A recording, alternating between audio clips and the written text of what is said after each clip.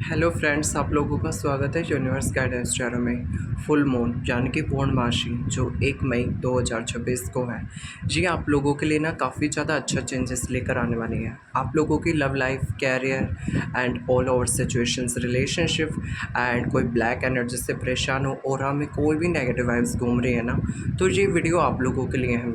देख लो फ्रेंड्स कि full moon के बाद आप लोगों के जीवन में क्या बदलाव होने वाले हैं, खासकर आपके कनेक्शंस में, आप लोगों के कैरियर में, आप लोगों की फैमिलीज़ में और आसपास की चीज़ों में क्या बदलाव होने वाले हैं। देखो ये बहुत ही खास फुल मून है, कोई आम बात नहीं होती है। फुल मून साल का सबसे बड़ा फुल मून है। आप लोगों की लाइफ में ना बहुत ज़्यादा स्ट्रेस, मिसअंडरस्टैंडिंग्स एंड आप लोगों की जर्नी मुझे बहुत ज़्यादा जजमेंट्स से भरी हुई दिख रही है।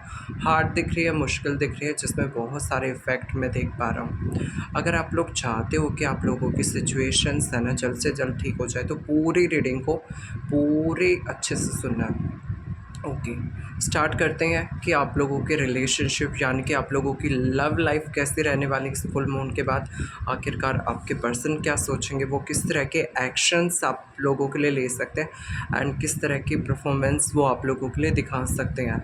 तो मैं आपको बता दूं कि आप लोगों के पर्सन्स है जो यानी कि आपके पार्टनर, जिससे आप बहुत ज़्यादा प्यार करते हो, चाहे उसके साथ किसी भी तरह का मूवमेंट्स, किसी भी टाइप्स की सिचुएशंस आपके चल रही हो, बात होती है या नहीं होती है, कुछ भी चल रहा हो, बट उनका ईगो बहुत ज़्यादा मुझे दिख रहा है। वो अपना ईगो नहीं छोड़ने वाले हो सकते हैं। शायद वो अपने ईगो पर ही अटके रहें, जहाँ पर वो अपनी फीलिंग्स को काफ़ी ज़्यादा ना मुझे आपसे हाइड करते हुए दिख रहे हैं। बट ना एक बात बोलना चाहूँगा, आप लोगों का कनेक्शन ना कोई ईजी नहीं है। ये बड़ा सोलमेट और बड़ा स्वीट कनेक्शन है, जो बहुत ही बिगेस्ट हैप्पी चेंजेस से लिखा हुआ है। ये कनेक्शंस इतना बड़ा है कि इसकी स्पिरिचुअल जर्नी भी आप लोगों को समझ पाना थोड़ी सी मुश्किल हो रही हो सकती है। आप लोगों के बीच में लड़ाई झगड़े, बातें बंद हो जाना, या फिर बार बार उस पर्सन का आ जाना या चले जाना, कमिटमेंट ना दे पाना, ऐसी बहुत सारी चीज़ें आप लोगों को इस कनेक्शन में देखने को मिल रही है।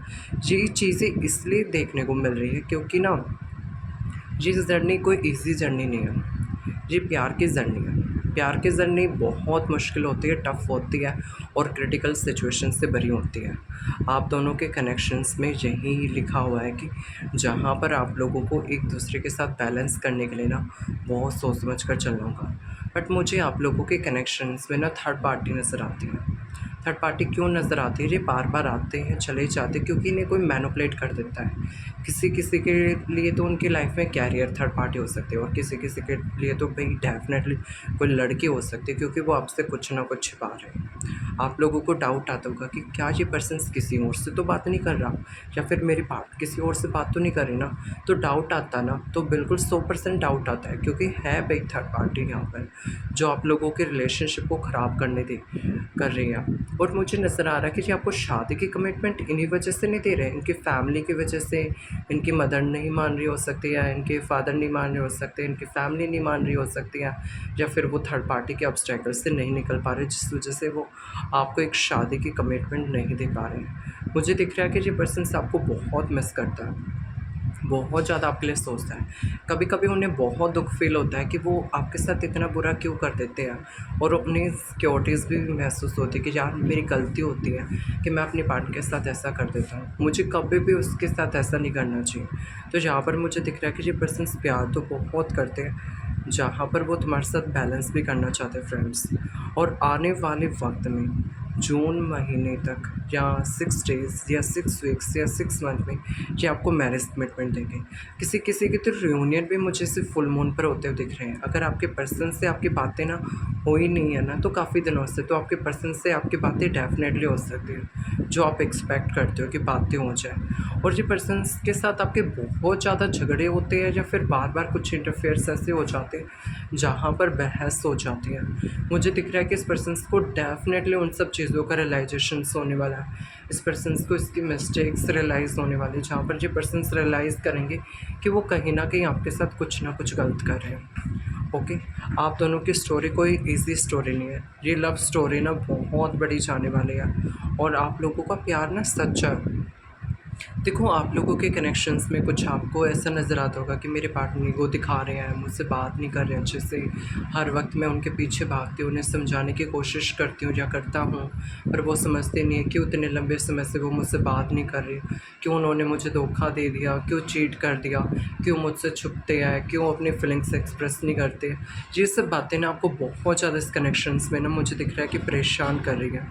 पर आप लोगों के कनेक्शंस में ना चीज़ें ठीक होंगे, बट आप लोगों के भविष्य में ये छिपा हुआ है कि आप लोगों को अब भी ना अपने पार्टनर की तरफ एक्शंस ज़्यादा नहीं लेने हैं, क्योंकि आप ना उनको इतना देते हो, इतना प्यार देते हो, कोई हद नहीं है। इतना प्यार देने की वजह से वो आपके प्यार की वैल्यू नहीं कर रहे। मुझे दिख रहा है कि उन्हें बार बार ना आपके इमोशंस एनर्जीज की कदर नहीं होती, आप उन्हें पागलों की तरह चेज़ करते रहते हो।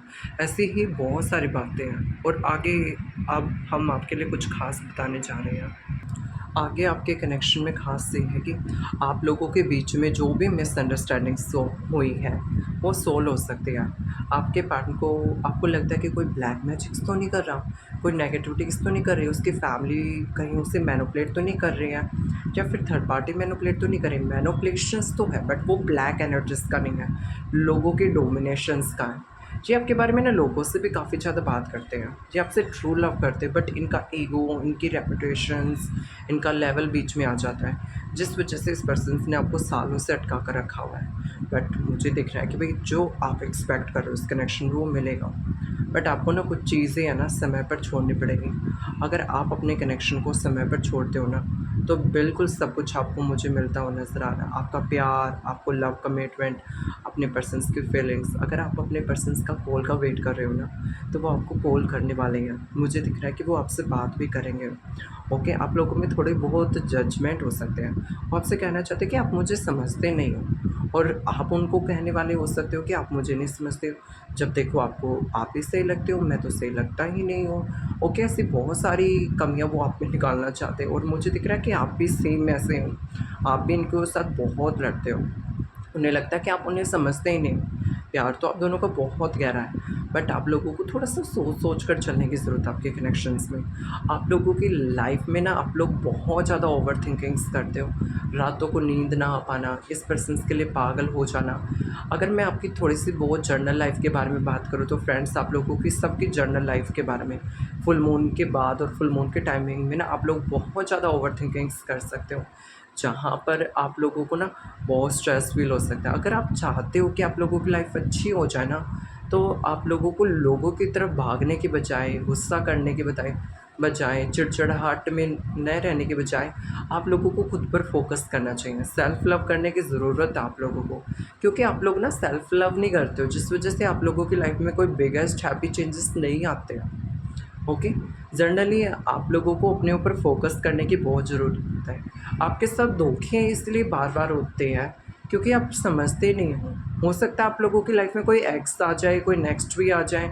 ओके, ऐसा हो सकता है जी, ये जून मंथ तक पॉसिबल है, कोई एक्स भी आए, कोई नेक्स्ट भी आ जाए अगले 6 से 7 महीनों में।